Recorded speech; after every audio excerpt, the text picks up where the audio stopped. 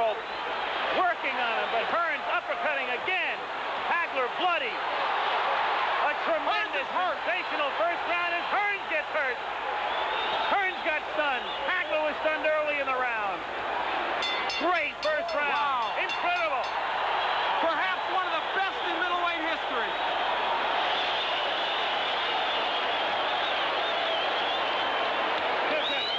That was an entire fight encompassed in 3 minutes.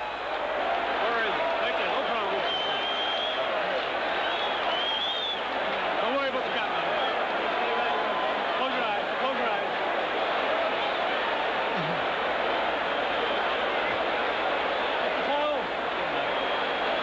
Drink the water right now, Pat. The cut is over the right eye of Marvin Hagler. It's hard to tell if it's not on the eyelid, though. It looks to be on his forehead. That may not be as much of a problem. As we look at it, that was where it came, I believe, from that uppercut from Tommy Hearns. That was early in the round, but now later, Marvin Hagler digging to the body and throwing a right hook. Fought most of that round, in fact, all of it as a southpaw. He took the action of Hearns, a surprise early. Well, the first round lived up to all the hype, and then some. Round 2 now. Oh! The club, left hand by Hagler. They said this fight would be determined on heart and the good chin. Right now, that's exactly what it's being determined on. Both men have been hurt. You can throw the strategy out the window right now. A wild first round. Hearns again trying to uppercut. Hearns trying to box. Moving, slipping off the ropes. Coming back and trying to land that right.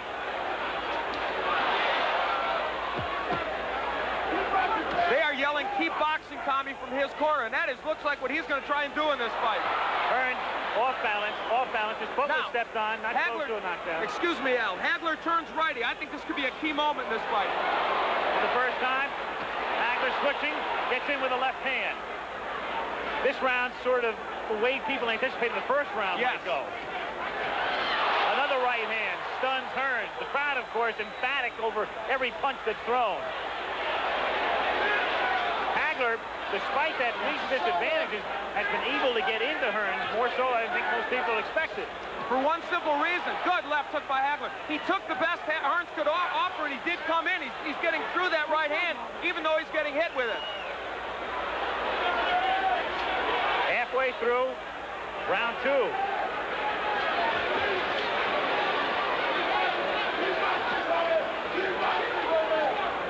Hagler has fought most of this round as a righty. Now he switches southpaw and lands. Not as effective as a righty as I thought, but now as a southpaw, the jab lands well. That right jab. Hagler coming in with a left. Richard Steele saying, punch your way out, punch your way out. A key element now is Hagler is working when he's on the inside. He's not just holding. He is working the body of Tommy Hearns. Boy, Hearns looks awkward, and his legs look like they're not there. A little rubbery here in round 2. Tommy, though, fluid and moving. Trying to get inside again. The cut opens up over Hagler's forehead. And the blood begins to trickle down. Hagler working inside, now up top. Half a minute to go in round 2. What a left. Hearns trading with him. Hagler comes back to the right or left, and another right. He has Hearns in trouble on the ropes. Tommy trying to punch his way off the ropes. Hagler wants to keep him there. Goes to the body. Hagler throws low blows. Marvin Hagler wants to turn this into an alley war, and he's done it. Another low blow. Richard Steele may take points away soon, but will it matter? Second round coming to an end. Hagler bloody, but very much unbound. End of round 2.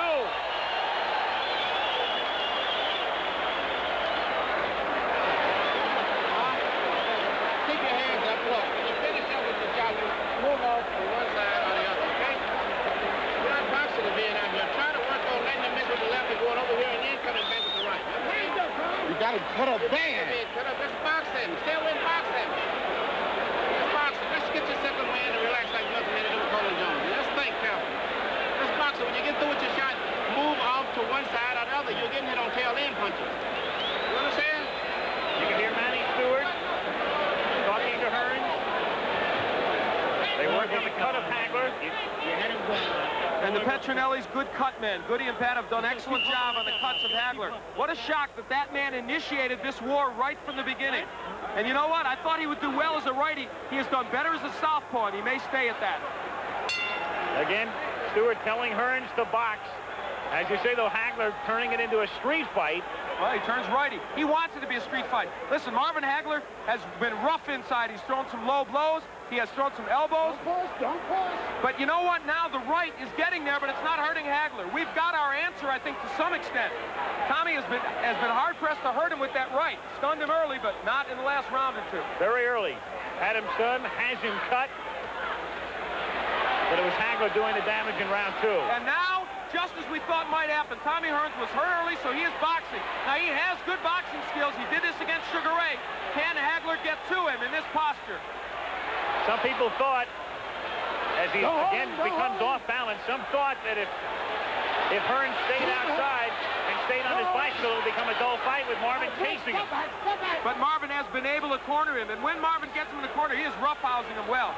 Again, Hagler is all bloodied. Time is called by Richard Steele to send Hagler over to the ring doctor. He's calling the ring doctor in. Of course, the last thing in the world Hagler wants is the fight to be stopped. The doctor looks at it. Back comes Hagler with a wild left hand. It has to be impeding his vision with the right eye. You never know it, though. Tremendous right. Hearns appears rubbery. He appeared that way in the second round. You know, Richard Steele is breaking these fighters very quickly. That's uncharacteristic of him. It's hurting Hagler because he wants to work inside. Hearns is smiling, but he's taking shots. Another right hand. Hearns turns his back, takes another right. Hearns in deep trouble again. Hearns is down. Hearns is down in the third round and on his back. And he's not going to beat the count. I don't believe. Tommy Hearns tries to get up, and They've got to stop this fight. Does he get up? He just doesn't know. He can't continue. It's Hagler, full of blood.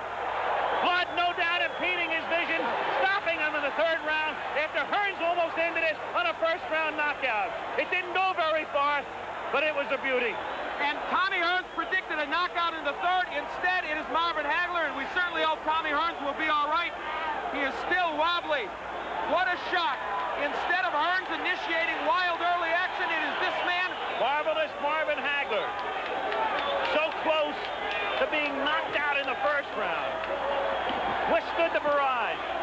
You'd have to figure he lost round one, came back round two, despite the deep cut time called by Richard Steele in round three.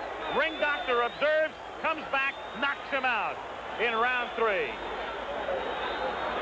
So it's marvelous Marvin Hagler, 61, 2-2.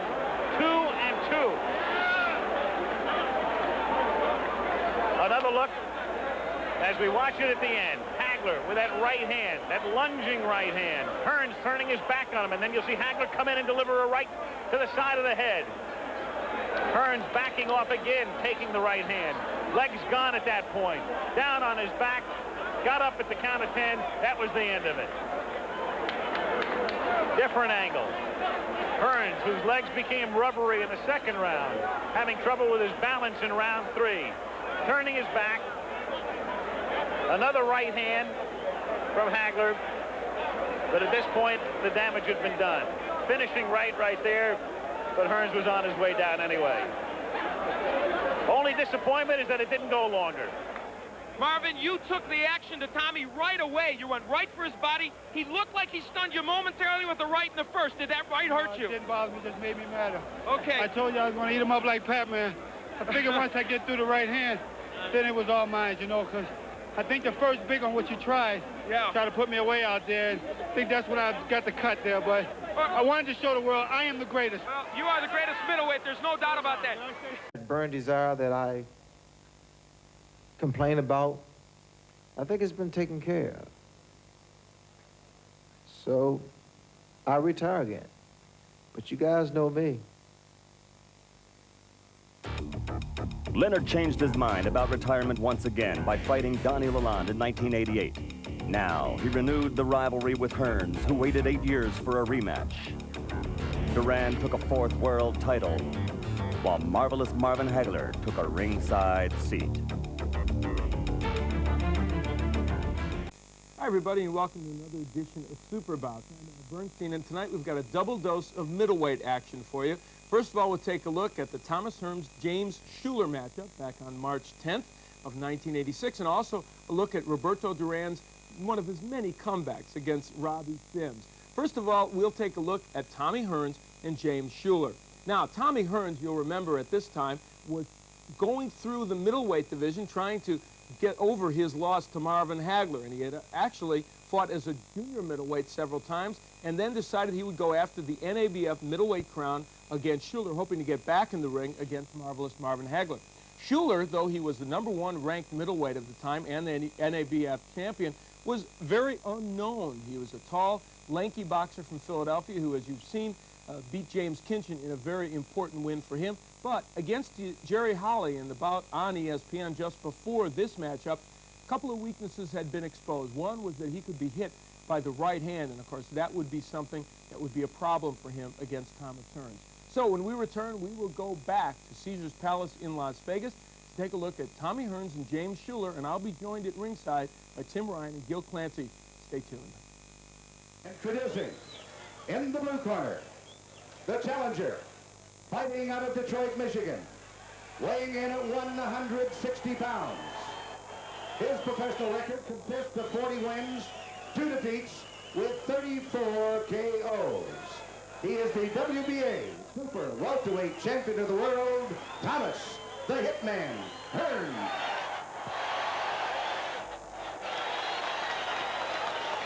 And in the red corner, fighting out of Philadelphia, Pennsylvania, he too weighs 160 pounds. He is undefeated in his professional career with 22 wins, 16 KOs.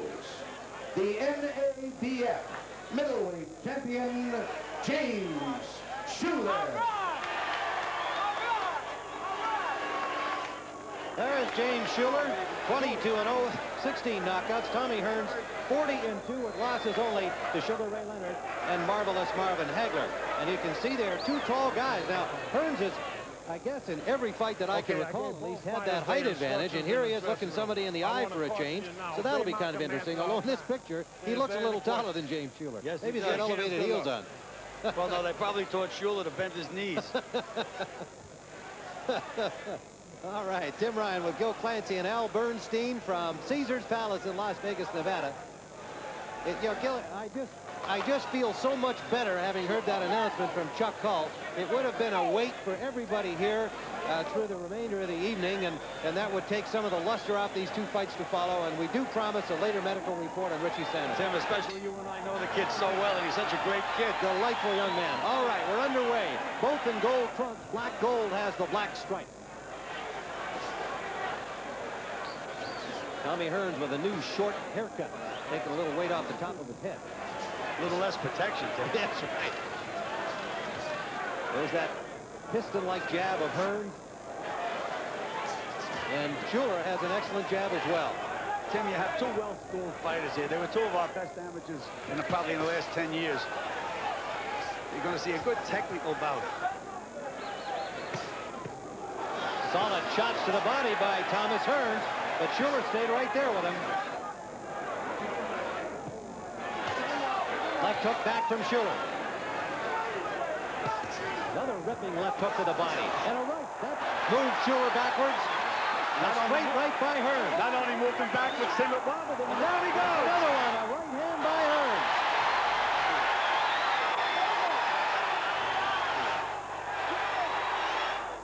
He will not get up. Well, now we know that Tommy Hearns can hit middleweights and knock them out. And boy, did he knock them out. Tommy Hearns in the first round. Tim, he came into this fight at a full 160 pounds. Look at those back muscles on Tommy Hearns. He looks like a light heavyweight. Thomas Hearns at 113 of the first round with a knockout of James Black Gold Schuler. And they are quickly into a 10 to James Schuler. We've had two devastating knockouts. And James Schuler never got into the fight. A crushing straight right hand behind the left of the body did the initial damage. And then an overhand kind of downhill right hand sent him to the canvas. Again, Dr. Flip Pomansky and actually Dr. Donald Romeo was the first to him on this occasion. But they have already indicated that he's all right, but they're exercising due precaution. Tim, the first right hand wobbled him, and the second one, a picture-perfect right hand, ended the night for James Schuler. Perfect punch. Thomas Hearns, well, he's done his part. It's now up to Marvin Hagler to do his. He's got to get by Mugabe to create the rematch that both fighters and most boxing fans want. Now let's go back and see the knockout. There's the right hand. That hurt him. There's the left of the body. He was already wobbling, as you pointed out, Gil. And there's that overhand right. Little short chopping shot, but perfectly aimed and delivered. Tim, right on the button. Watch where this right hand lands. Right on the button. That says lights out, Ryan. The first loss suffered by James Schuler after 22 consecutive wins, 16 knockouts of his own. For Thomas Hearns, he's now 41-2. Ladies and gentlemen, the time, 1 minute, 13 seconds of the first round. The winner by a knockout and new NABF middleweight champion from Detroit, Michigan, Thomas the Hitman Hearns. Tommy Hearns, and he's in the ring now with our Al Bernstein. Tommy Hearns surrounded here by his well-wishers, his camp. Richard Steele holds his hand aloft. Why not? What a devastating performance. Tommy, in his last fight, James Schuler against Jerry Holly was nailed with repeated right hands. We talked about that this week.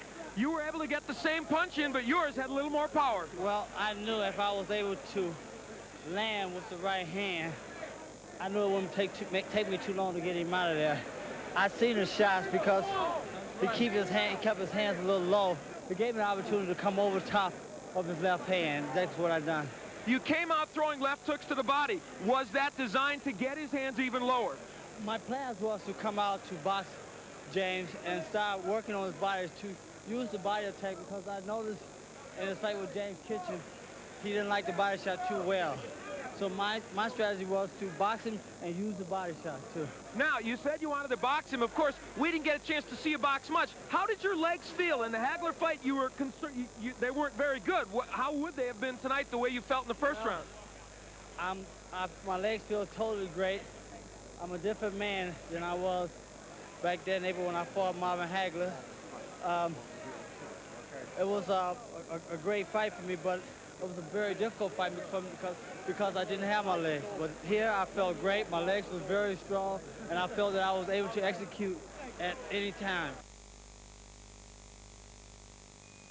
And so the power of Tommy Hearns prevailed as he knocked out James Schuler in the very first round. How quick was that knockout? Well, on the closed circuit telecast, I interviewed Tom Selleck after the bout, the star of Magnum P.I. He had flown in from Hawaii to see this match, and guess what? He went out to get a cup of coffee, got back just in time to see James Schuler on the mat. Well, a sad note after that bout, James Schuler, a week later, was in a motorcycle accident, and he died. So this was the last boxing match for James Schuler, and unfortunately for him, it was not a good one. Well, Tommy Hearns went on to win the light heavyweight championship. Of course, he's still very active on the boxing scene. 4 great champions, 1 great decade of boxing.